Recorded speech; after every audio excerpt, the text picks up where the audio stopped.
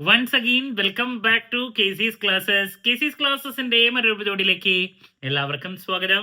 This is Kiran CS.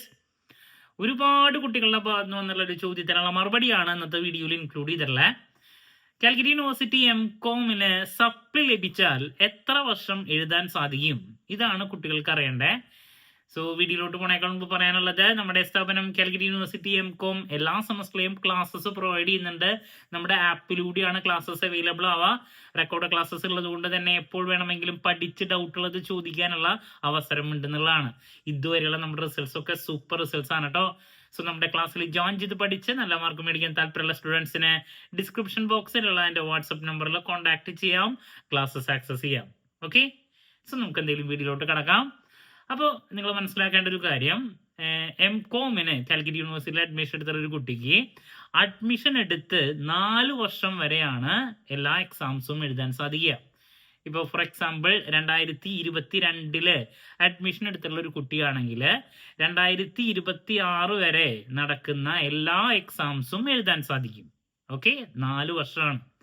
അതിനുശേഷം പിന്നെ university 1 time supplementary Mercy chance എന്ന് പറഞ്ഞിട്ട് ഒരു അവസരം കൂടി നൽകുകയാണ് ചെയ്യുക.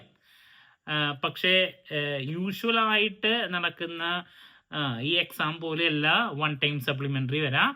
1 ടൈം സപ്ലിമെന്ററി എക്സാം രജിസ്റ്റർ ചെയ്യണമെങ്കിൽ തന്നെ കുറച്ച് ചിലവ് കൂടുതലാണ്, രജിസ്ട്രേഷൻ ഫീസ് കൂടുതലായിരിക്കും. അതുമാത്രമല്ല, നിങ്ങൾ എക്സാം എഴുതാൻ യൂണിവേഴ്സിറ്റിയിലോട്ട് പോകേണ്ടതായിട്ട് വരും. യൂണിവേഴ്സിറ്റി ക്യാമ്പസിലാണ് 1 ടൈം സപ്ലിമെന്ററി നടക്കാറ്. അപ്പോൾ അതുകൊണ്ട് തന്നെ വളരെ ബുദ്ധിമുട്ടായിട്ടുള്ള ഒരു പരിപാടിയാണ് ഈ 1 ടൈം സപ്ലിമെന്ററി എന്ന് പറയുന്നത്. ദെൻ ഡിഗ്രിയുടെ ഒക്കെ 1 ടൈം സപ്ലിമെന്ററി വളരെ ഗ്യാപ്പൊക്കെ വന്നിട്ടാണ് നടന്നു കണ്ടിട്ടുള്ളത്. നേരെ മറിച്ച് MCOMന് 2020 അഡ്മിഷൻ സ്റ്റുഡൻ്റ് ആണെങ്കിൽ യൂഷ്വൽ ചാൻസ് 24 കഴിഞ്ഞ് അവർ 25 വിളിച്ചിട്ടുണ്ടായിരുന്നു.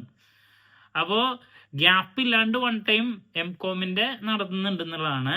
അത് കുട്ടികൾക്കൊരു ആശ്വാസമാണ്. ബട്ട് 1 ടൈമിലോട്ടൊന്നും പോകാതിരിക്കാൻ എല്ലാവരും ശ്രമിക്കുക. 1 ടൈമിൻ്റെ കാര്യം ഞാൻ പറഞ്ഞു, കാര്യങ്ങളൊക്കെ കുറച്ച് കോംപ്ലിക്കേറ്റഡ് ആണ്. അപ്പോൾ എല്ലാവരും നല്ല രീതിയിൽ പ്രിപ്പയർ ചെയ്ത് ഫസ്റ്റ് അറ്റംപ്റ്റിൽ തന്നെ പാസ്സാക്കാൻ ശ്രമിക്കുക. ഘടാഘടികം പേപ്പേഴ്സ്, പ്രോബ്ലം പേപ്പേഴ്സ് എല്ലാ സെമസ്റ്ററിലും ഉണ്ട്. ഇപ്പോൾ 4th സെമസ്റ്ററിൽ വരുന്ന ഇൻകം ടാക്സ് പാർട്ട് 2 ഉണ്ട്, ഡെറിവേറ്റീവ്സ് ഉണ്ട്, അഡ്വാൻസ്ഡ് സ്ട്രാറ്റജിക് ഫിനാൻഷ്യൽ മാനേജ്മെന്റ് ഉണ്ട്. ഇപ്പോൾ 3rd ടാക്സിന്റെ പേപ്പറൊക്കെ നിങ്ങൾ കണ്ടതാണ്. 2nd സെമസ്റ്ററിൽ ഏറ്റവും ഇമ്പോർട്ടൻ്റ് ആയിട്ടുള്ള 3 പ്രോബ്ലം പേപ്പേഴ്സ് ആണ്. അഡ്വാൻസ്ഡ് കോർപ്പറേറ്റ് അക്കൗണ്ടിങ് ഏറ്റവും കൂടുതൽ കുട്ടികൾക്ക് സപ്ലി കിട്ടുന്ന പേപ്പർ, കോസ്റ്റ് ഉണ്ട്, അതുപോലെ തന്നെ മാനേജ്മെന്റ് സയൻസ്. നല്ല രീതിയിൽ എഫേർട്ട് എടുത്ത് പഠിക്കേണ്ടതാണ്. അപ്പോൾ ഫസ്റ്റ് അറ്റംപ്റ്റിൽ തന്നെ പാസ്സാക്കാൻ ശ്രമിക്കുക, അതല്ലെങ്കിൽ എല്ലാ കാര്യങ്ങളും കുറച്ച് ബുദ്ധിമുട്ടായിരിക്കും. ഓക്കെ, സോ ക്ലാരിറ്റി കിട്ടിയെന്ന് പ്രതീക്ഷിക്കുന്നു. എന്ത് ഡൗട്ട് ഉണ്ടെങ്കിലും കമന്റ് ചെയ്യുക, അതിനുള്ള മറുപടി ഞാൻ വീഡിയോസിലൂടെ നൽകുന്നതായിരിക്കും.